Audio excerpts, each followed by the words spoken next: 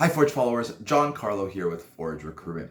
In this new world of remote work and virtual meetings, it's really easy to let yourself slip when it comes to the standard of professionalism you're bringing on a day-to-day basis to your work. Maybe one day you do this meeting in a hoodie.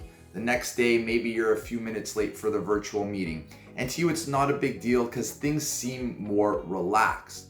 But here's the issue.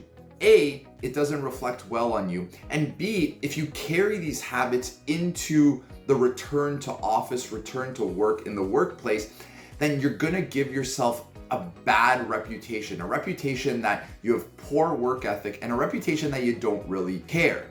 Now, this might not be the case at all. Maybe you just think, everything is becoming more relaxed, so I'm gonna become more relaxed. But today, what I wanted to do is cover 3 things that a poor work ethic or giving the impression of a poor work ethic can do to hinder you moving forward in your career.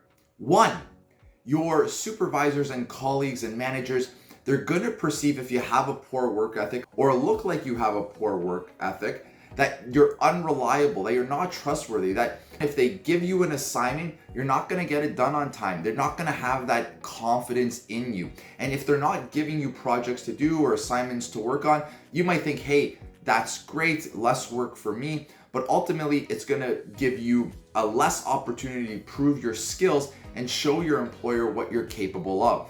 Number 2, a poor work ethic also implies that you have a lack of commitment, a lack of motivation.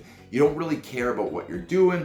You don't really care about the company. You don't really care about where your career goes.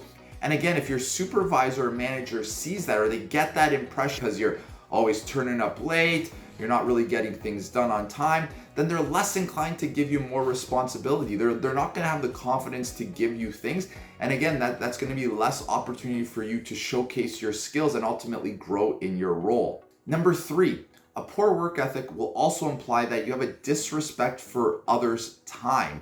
So if you don't really care about, or you're giving off the impression that you don't really care when you get something done, or you're showing up for meetings late, then your colleagues are going to assume that you just don't respect their time. You don't respect what they have to get done.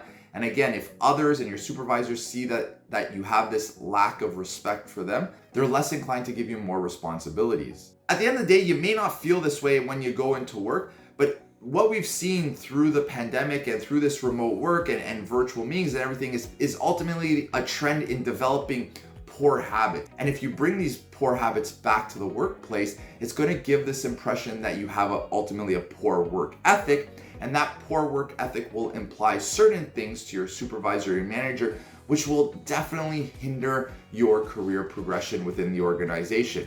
So this is just something I want to share with you, something to think about moving forward, especially as we are returning back to the office now quite regularly. So keep it in mind. I hope you found it helpful. As always, if you have any questions, be sure to contact us. Happy job hunting and good luck.